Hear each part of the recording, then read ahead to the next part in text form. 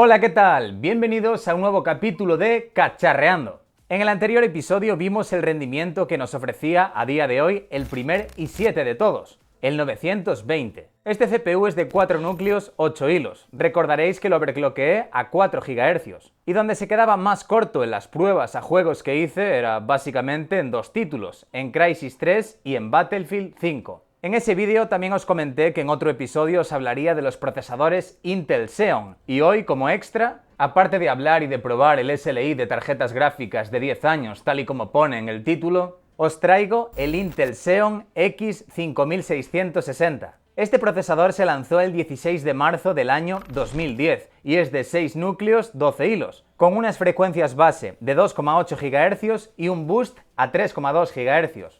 Ya solo con ese dato estaréis pensando, joder, un procesador de hace 9 años, de 6 núcleos, 12 hilos, a unas buenas frecuencias, pero ¿y si os digo que lo overclockeé a 4,4 GHz? Sí, no es broma. Para ello utilicé la placa base Asus P6T Deluxe V2 y el disipador Aorus ATC700. Y ya que estoy os digo el resto de componentes. Le puse 16 GB de RAM a 1800 MHz, una fuente de alimentación Aorus AP de 850 vatios y todo está instalado en un SSD de 1 TB.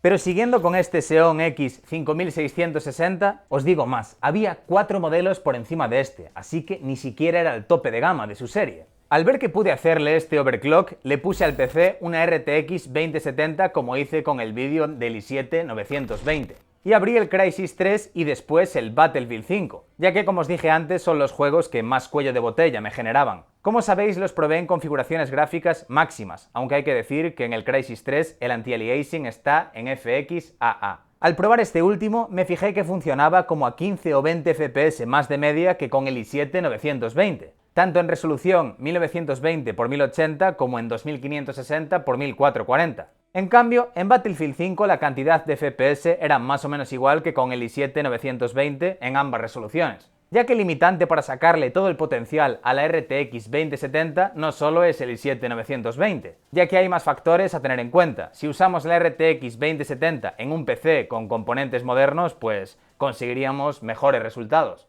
Puedo hacer otro episodio hablando más a fondo sobre esto si queréis. Si es así, hacedmelo saber en los comentarios. Pero en conclusión quería comentaros esta curiosidad, ya que me impresionó bastante hasta dónde podía llegar este Xeon X5660. Y también porque es el procesador que usé en el PC donde monté el SLI, que ya os dije todos los componentes que llevaba, pero no os especifiqué el modelo de las gráficas. Se trata de dos GTX 285. Con 1 GB de memoria GDDR3 240 CUDA cores y unas frecuencias de 648 MHz, la GTX 285 era la gráfica single GPU más potente al momento de su lanzamiento. Salió al mercado el día 15 de enero del año 2009. Entre otras cosas, hago esta serie llamada Cacharreando por dos motivos. El primero es para ver hasta dónde pueden llegar los componentes antiguos en según qué situaciones, y el segundo es que estoy montando ordenadores con los cuales yo soñaba cuando era un niño, pero no podía tener porque eran demasiado caros y no trabajaba, claro.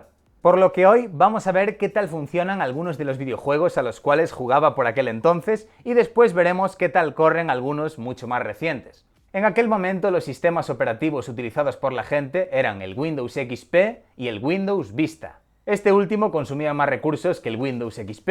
Pero si teníamos un PC de gama media o uno de gama alta y queríamos jugar a ciertos videojuegos con los gráficos puestos al máximo, no nos quedaba más remedio que utilizar Windows Vista. ¿Por qué? Pues porque, por ejemplo, algunos videojuegos corrían bajo la API DirectX 10 en sus configuraciones gráficas máximas. Juegos como el primer Crysis o el Devil May Cry 4. Por lo que, además de necesitar una tarjeta gráfica compatible con DirectX 10, también necesitabas un sistema operativo que pudiese ejecutar aplicaciones que usaran dicha API. Y Windows XP no podía, así que, por desgracia para muchos, tocaba usar Windows Vista. Y no, al momento de salir estas tarjetas gráficas GTX 285 todavía no había salido el Windows 7. No sería hasta el 22 de julio de ese mismo año, del año 2009, cuando este estaría disponible. Yo le instalé Windows 10 al equipo y los juegos antiguos funcionan perfectamente, a excepción de algunos que tienen un rendimiento algo extraño, por lo general van bien. Evidentemente los que os mostraré funcionan igual de bien en Windows 10 que en sistemas operativos más antiguos.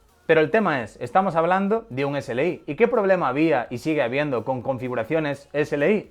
Exacto, que había y hay muchos videojuegos que no son compatibles. Al igual ocurría y ocurre con configuraciones Crossfire, que es básicamente un SLI pero usando tarjetas gráficas de AMD. Yo me acordaba de algunos títulos que sí eran compatibles con SLI, así que vamos a ir con las pruebas de rendimiento.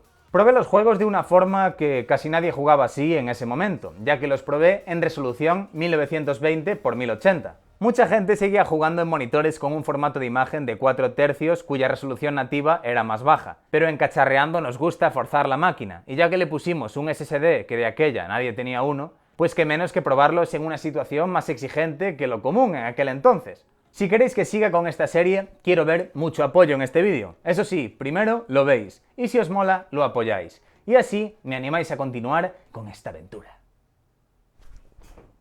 Ahora sí, empezamos por un shooter de acción-terror que me encantaba, la continuación de una entrega épica. Estoy hablando de Fear 2. En 1080, con todo puesto al máximo, anti-aliasing incluido, corre siempre a más de 140 FPS. Incluso supera los 200 frames por segundo. Me imagino haber tenido un equipo así en su día y creo que me volvería loco. Hablando de las temperaturas de las gráficas, como veis, a pesar de tener el PC montado sin chasis, alcanzan los 90 y 91 grados. Pero bueno, teniendo en cuenta los años que tienen estas tarjetas, que no le cambié la pasta térmica y que en mi habitación había una temperatura ambiente de unos 32 grados, tampoco me extraña. Como curiosidad, como veis, este título corre bajo la API DirectX 9, no bajo DirectX 10. Podéis verlo a la izquierda del contador de FPS. Seguimos con un juego que salió un año después del lanzamiento de las GTX 285. Estoy hablando de Battlefield Bad Company 2. Este título tenía un rendimiento bastante irregular, evidentemente está con todo puesto al máximo, y hay en zonas en las que funciona a más de 85 e incluso a más de 90 FPS y de repente baja a los 60 y después vuelve a subir. Pero lo preocupante no es esto, lo malo es que cuando hay explosiones, que es cuando más carga hay, pega bajadas hasta los 30 FPS y 5 segundos después te puede subir hasta los 100 fotogramas por segundo. La optimización con la configuración gráfica máxima no parece ser muy buena, ya que este PC en su día era un avión, una locura al alcance de muy pocos. Pero bueno, era un muy buen juego y las físicas eran espectaculares. Al igual que su apartado técnico en general, tanto gráficamente como a nivel sonoro, era sublime. No podía faltar el juego que ya sabéis que iba a poner, es que no probarlo sería un insulto. Vamos con el primer Crysis. Con todo puesto al máximo, menos el anti-aliasing que está desactivado, en la segunda misión, que tiene zonas más exigentes que la primera, excepto en momentos puntuales, nunca me bajó de los 40 FPS. Le cuesta mucho alcanzar los 60, pero poder jugar a este juego así en 2009 era un sueño tanto para mí como para muchos PC gamers. Este título no sabía aprovechar bien los núcleos, se basaba todo en tener unas frecuencias altas en cuanto a procesador se refiere, básicamente. Y cuando ponías todo al máximo, daba igual el PC que tuvieses, no lo ibas a mover a 60 FPS estables, como estáis viendo. Eso sí, al mismo tiempo era un juego que podía ejecutarse en ordenadores de gama media sin problema, ya que podíamos reducir mucho la calidad gráfica. Ahora vamos a probar 3 títulos más del tirón, sin pararnos tanto. La mayoría de juegos que hay a día de hoy corren bajo la API DirectX 11 o bajo DirectX 12, por lo que no pude ejecutar casi ninguno, ya que la GTX 285 solo soporta hasta DirectX 10, pero os mostraré el rendimiento en CSGO, Fortnite y GTA V. En el caso de Counter-Strike Global Offensive, con todo puesto al máximo, aprovecha muy bien el SLI, funcionando siempre a más de 60 FPS, superando los 70 y 80 con frecuencia y alcanzando tasas superiores a los 100 FPS en ciertos momentos. El rendimiento en este caso es buenísimo. En Fortnite tenemos un problema, y es que este título no es compatible con configuraciones SLI. Aún así, con todo puesto en bajo, cuando estamos en tierra corre normalmente a más de 40 FPS. El único momento en el que baja de los 30 frames por segundo es cuando estamos a punto de aterrizar, pero podemos jugar sin problema. Además de que podemos bajar la resolución 3D, consiguiendo así tener una mayor cantidad de frames por segundo. GTA V sí es compatible con configuraciones SLI, pero no me aprovecha el mío. Quizás sea porque está corriendo bajo la API DirectX 10, porque si no ahora mismo no se me ocurre el motivo por el cual está pasando esto. Aún así, con todo puesto en bajo, corre entre 45 y 55 FPS normalmente, así que se puede jugar sin ningún tipo de problema a una buena tasa de frames por segundo. Y eso es todo, espero que os haya gustado. Si queréis apoyarme podéis seguirme en Instagram, Twitter y demás. Tenéis los enlaces a todas mis redes sociales abajo en la descripción. Y nada más, nos vemos en el siguiente vídeo. ¡Chao!